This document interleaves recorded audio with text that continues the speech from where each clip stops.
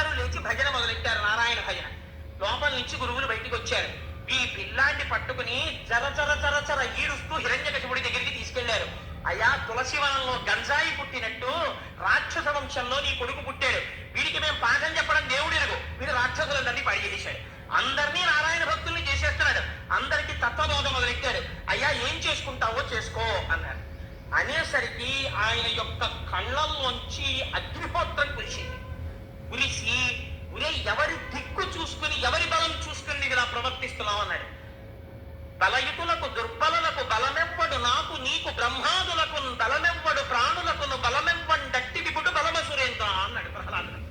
నాన్న, బలమెవ్వరు, నీకు దిక్కెవరని అడుగుతావేమిటి? నీలో బలానికి కారణం ఎవరో వాడే నాలో బలానికి కారణం.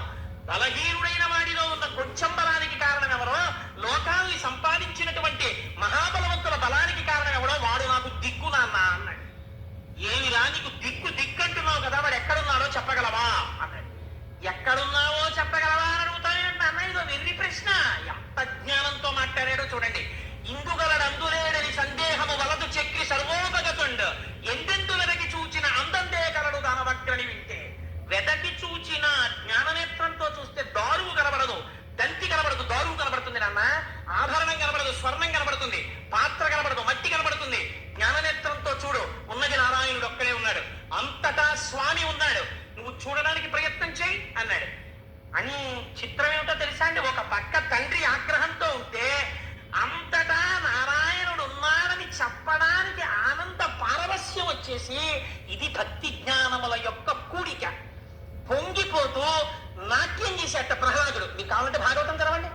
నాట్యం చేసేస్తూ కలడంబోది కలండు గాలి కలడా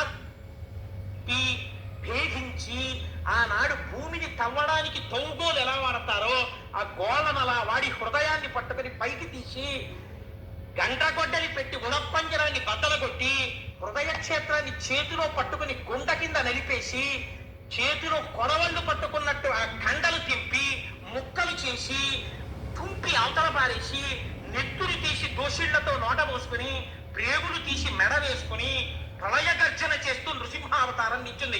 చంద్రశేఖర పరమాచార్య స్వామి ఒక మాట అంటారు, అసుర సంఖ్య వేళలో కేవలము పరమశివ దర్శనమే, అన్యదేవతా దర్శనం చెయ్యరు. కానీ అర్ధరాత్రి లేదు, అసుర సంఖ్య లేదు, ఉదయం లేదు, రాత్రి లేదు, షట్కాల పూజలు అందుకున్న పరమశివుడిలా అసుర సంఖ్య వేళలో కూడా దర్శనము చెయ్యడానికి యోగ్యమైన మూర్తి నరసింహమూర్తి అని చంద్రశేఖర పరమాచార్య స్వామి చెప్తారు. మహానుభావుడు మా శంకర భగవత్పాదుల్ని కరావలంబమ్మని స్తోత్రం రూపం ఉన్నవాడివయ్యా, నువ్వు సృష్టికర్తవి, స్థితికర్తవి, ప్రళయకర్తవి, అంతటా నిండి నిర్వికృతమైనటువంటి వాడివి, అనోరణీయాన్ మహతో మహీయాన్, అటువంటి స్వామివి ఇవాళ నా ఎందుకు కరుణించావు అంటే ప్రసన్నుడైపోయారు. అవుతున్న నరసింహస్వామి అన్నారట, ప్రహ్లాద, ఇలా నన్ను మెప్పించిన భక్తుడు లేడు, నీకేం వరం కావాలి కోరుకోవాలి. ఆయన అన్నాడు, అందరూ నీ రూపం చూసి భయపడ్డారు, నేను నీ రూపం చూసి భయపడలేదు.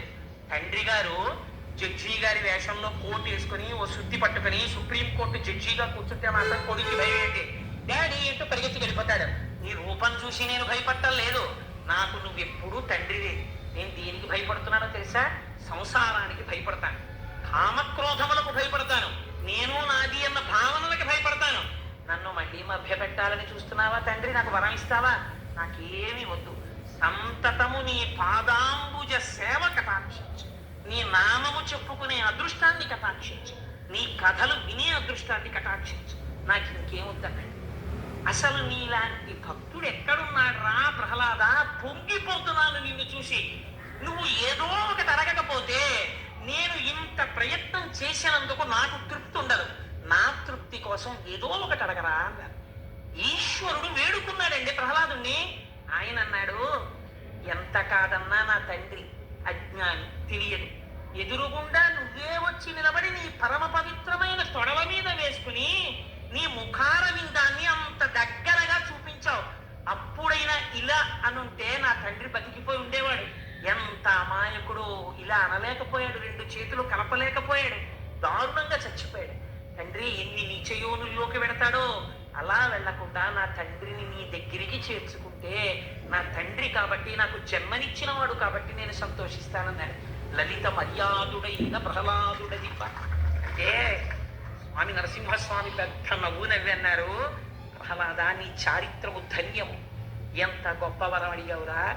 ఏనాడు నీ తండ్రి నేను కోరలు విప్పి పళ్ళు చూపిస్తూ గోళ్ళిలా పెట్టి నా నేత్రములతో చూస్తుంటే అతి దగ్గరగా మహర్షులు మునీంద్రులు కూడా చూడని నా రూపమును తేజోహీనుడై అలా చూస్తూ ప్రాణములను వదిలాడో ఆనాడే నాకు దగ్గరైపోయాడు. అందుకని నువ్వు నీ తండ్రి గురించి బెంగ పెట్టుకోకు, రాజ్యపాలన చేసి వంశాన్ని వృద్ధిలోకి తెచ్చుకో అని ఆనాడు స్వామివారు ఒక గొప్ప వరాన్ని మనకందరికీ కూడా కటాక్షించారు. అదే మనందరం తప్పకుండా స్మరించవలసినటువంటి పద్యం. ఆ పద్యంలో స్వామి అంటారు, ఈ ఆఖ్యానాన్ని ప్రహ్లాదోపాఖ్యానాన్ని ఎవరు పరమ భక్తి శ్రద్ధలతో చేతులు కైమోర్చి ఈశ్వరుడున్నాడు అన్న పూనికతో వింటున్నారు, ఉగ్రనరసింహమూర్తి అయి తన భక్తులని బాధ పెట్టిన వాడి పట్ల కోపము తెచ్చుకున్న స్వామి యొక్క మూర్తి యొక్క వర్ణనమును వింటున్నారో, మళ్ళీ భక్తుడు చేసిన స్తోత్రమునకు ప్రసన్నుడైన మూర్తి కథని విన్నారో, అటువంటి వారికి ఇంకా యమధర్మరాజు యొక్క దర్శనము ఉండదు. వారికి ఇక్కడే నేను భక్తిని, కర్మని, వైరాగ్యాన్ని, జ్ఞానాన్ని ఇచ్చి ఆ జ్ఞానము చేత మోక్షమునిచ్చి వారందరినీ